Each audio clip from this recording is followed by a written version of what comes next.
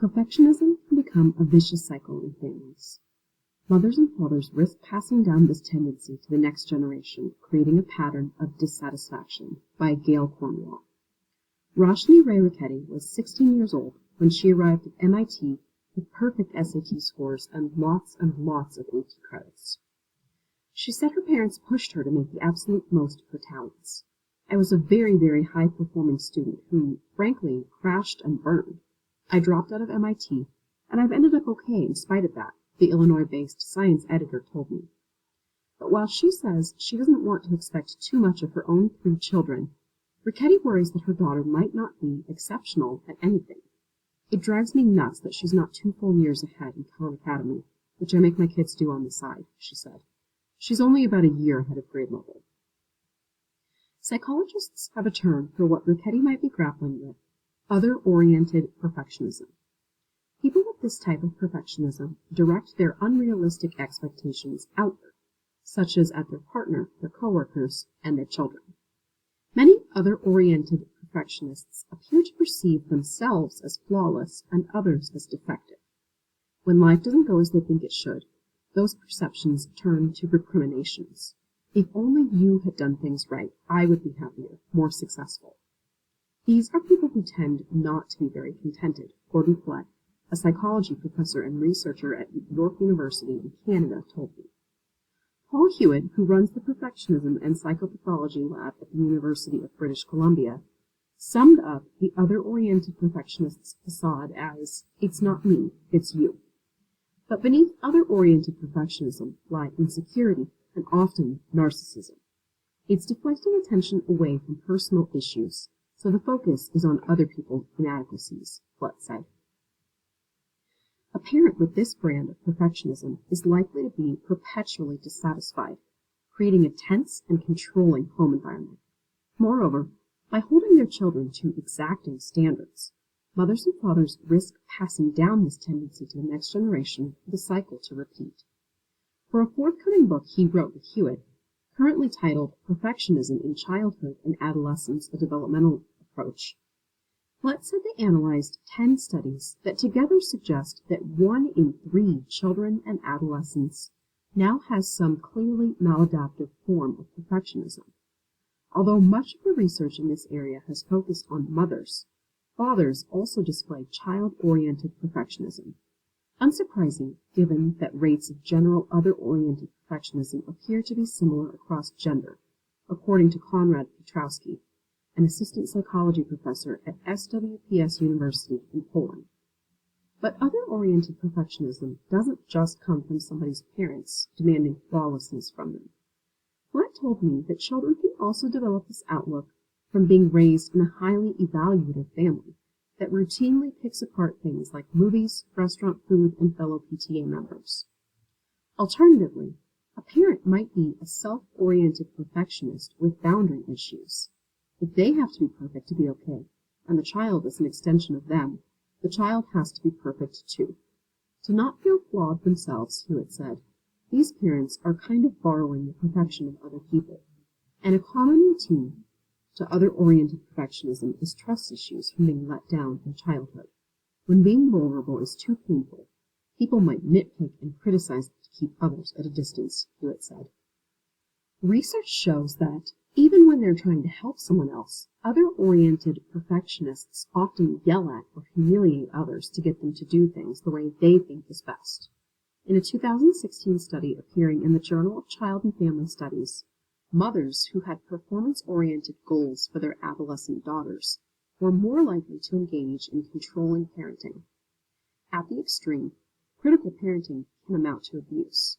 But even less severe perfectionism in parents has been tied to 2 phenomena that have, in turn, been linked to undesirable outcomes for kids: helicopter parenting and authoritarian parenting. 2 stories stand out from Ricketti's childhood.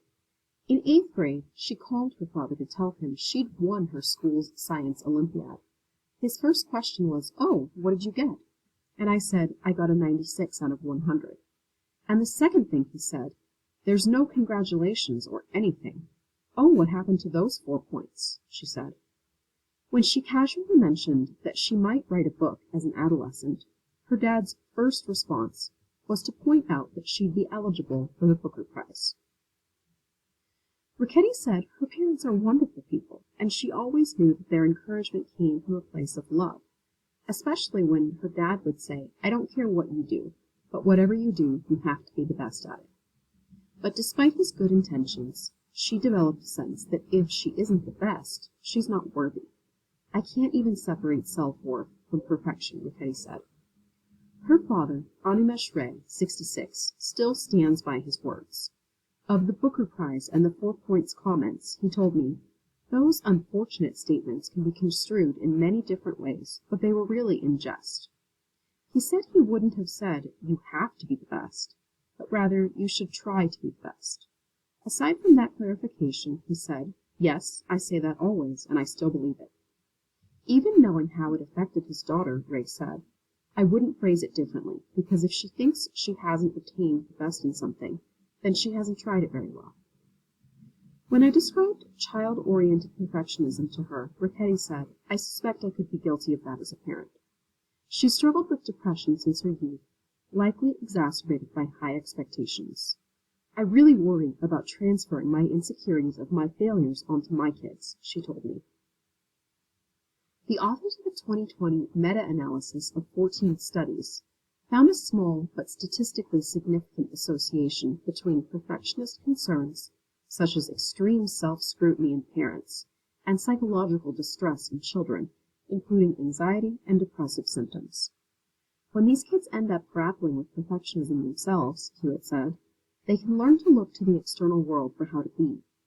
The parenting coach, Sarah Rosensweet, told me, "The key to resilience is that you can handle it when you mess up. You don't feel like, 'Oh, I'm a terrible person.'" Children aren't the only ones distressed by perfectionist parents. In a paper published in 2020, Petrosky found that child-oriented perfectionism can lead to a lack of satisfaction with parenthood and to feeling burdened by the parental role. That burden can become so bad that parents experience regret around having become parents in the first place. In the paper, Petrosky also summarized the results of another of his studies, which said, "The higher the mother's general other-oriented perfectionism, the stronger is her conviction that becoming a parent was a mistake." Nothing in the scientific literature suggests that these findings would not apply to parents of all genders, Petrosky told me. After acknowledging her inclination toward child-oriented perfectionism, Ricketti said, "The single biggest combatant that I have to that is my husband. His philosophy with child rearing is that I overthink everything, and they're going to be fine." Having him home during the pandemic pushed her to back off.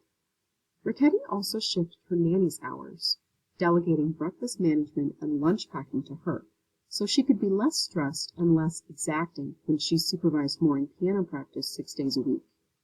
When her nanny gave notice, she decided to cut down her work hours. "I think the kids are actually seeing a better balance," she said. After Ricketti told me how her daughter's single grade level advantage in Khan Academy was insufficient, she caught herself. When I say it out loud, I realize the patent absurdity of what I'm talking about, but I'm talking about my feelings about it. She's pushing back against that inner voice for the sake of her children. After her daughter was waitlisted for the Joffrey Ballet School's Summer Intensives program, Ricketti said, "I was able to successfully play my disappointment into, 'This is really hard to get into, and you were waitlisted, and it's COVID year, and they're accepting even fewer people.'"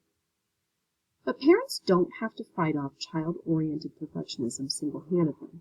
In What No One Tells You, A Guide to Your Emotions from Pregnancy to Motherhood, Alexandra Sachs and Catherine Berndorf wrote, "We want to encourage you to think about accepting your baby as a good enough child."